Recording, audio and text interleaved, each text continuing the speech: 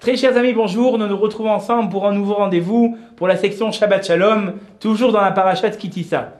Il y a un verset qui dit « Uveraou et achorai upanai lo yeraou », c'est-à-dire qu'ils verront ma nuque, mais Akadosh Baruch Hu dit « ils ne verront pas ma face ». Et le Rav Zilberstein et beaucoup de gens expliquent qu'est-ce que ça veut dire « Veraou et achorai upanav lo yeraou ». On a déjà eu l'occasion d'en parler, c'est que ça veut dire que tout le monde dans sa vie a souvent vécu des situations dans lesquelles, à la fin, il a vu le chemin tracé. C'est-à-dire qu'au des fois, on ne peut pas comprendre ce qui se passe, mais les années passent et on voit qu'en fait, Akadosh Baruch Hu, ce qu'il a fait, comme on dit, Akol Letova, c'est-à-dire que tout est pour le bien.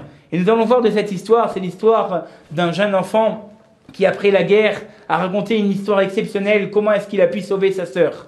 Et voilà ce qu'il raconte. Il se trouvait dans les camps de concentration quand les Allemands étaient en train de faire un massacre parmi les Juifs, toutes les horreurs que le peuple juif a pu subir. Cet enfant se trouvait au milieu de ces camps-là et malheureusement, il avait perdu ses parents et il se trouvait seul à s'occuper de lui-même, mais pas uniquement de lui-même, mais de sa petite sœur. Car quand il avait été déchiré de ses parents, quand il avait été séparé d'une façon horrible de ses parents, il avait promis à son père et à sa mère que peu importe ce qui allait arriver, peu importe ce qui se passerait, il serait toujours le protecteur de sa sœur. Et voilà qu'il raconte que tous les matins, il faisait bien attention de ne pas la quitter d'un pas. Et chaque matin, il a protégé à longueur de toute la journée, de manière à ce que personne ne lui fasse du mal et que personne ne la prenne. Et un jour, un beau matin, il se lève et il regarde en face de lui, là où dormait sa sœur, et il voit que le lit est vide.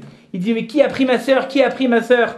On lui dit, on ne sait pas, les Allemands sont montés ce matin, ils ont pris une partie des enfants, et ils les ont amenés dans le bureau en face.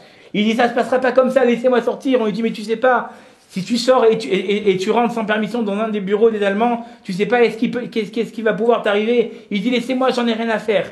Et voilà qu'il rentre, et dans une rage folle, personne ne peut croire comment, de la manière à ce qu'il crie, il dit, je vous en supplie, rendez-moi ma sœur, puisqu'il est en train de la voir en face d'elle, assis parmi des enfants. Vous ne prendrez pas ma sœur, je me suis engagé, vous ne la prendrez pas, vous ne la prendrez pas. Et les Allemands, un petit peu amusés par leur cruauté, disent « Mais non, de toute façon, on n'a pas envie de la rendre, ta sœur, on va la garder. » Et là, parmi les Allemands qui étaient tous des cruels, il y a un chef qui se lève et qui se dirige vers l'enfant et d'un regard moqueur avec des paroles dédaignantes, lui dit « Tu sais quoi, si tu me prouves que dans ta main il y a des poils, alors je te rendrai ta sœur. » Et écoutez bien la suite de l'histoire, très chers amis.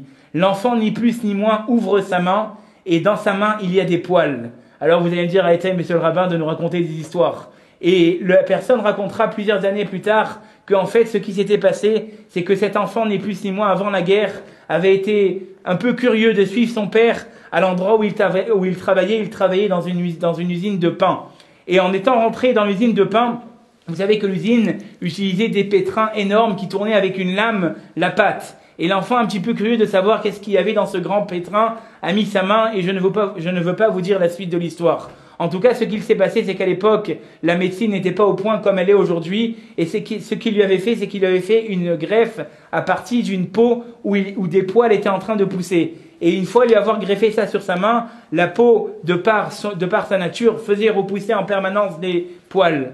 Donc nous voyons d'ici, très chers amis, une histoire magnifique qui au début aurait pu dire « Oh là là, cet enfant, on lui a gâché sa vie, on lui a fait une mauvaise opération, on lui a gâché, qu'est-ce que c'est ça ?» Mais on voit qu'à la fin, au bout, il y avait le chemin tracé et c'était tout simplement pour sauver sa sœur qui, grâce à ça, a été... Car quand vous imaginez bien que l'Allemand a vu sa main poilue, il a fait un pas en arrière, il a été choqué de voir ce spectacle et il n'a pu que prendre la petite fille et la rendre à la main de son petit frère. Donc nous voyons d'ici ce principe du remède avant le coup, comme le dit la section Veraou et achorai upanav lo yeraou. Je vous le souhaite à vous aussi, très chers amis, que dans toutes vos démarches, dans toute votre vie, vous voyez Be'ezrat Hashem, le chemin tracé de toujours du bonheur, de la réussite et des bénédictions. Je vous le souhaite. Shabbat Shalom et à très bientôt.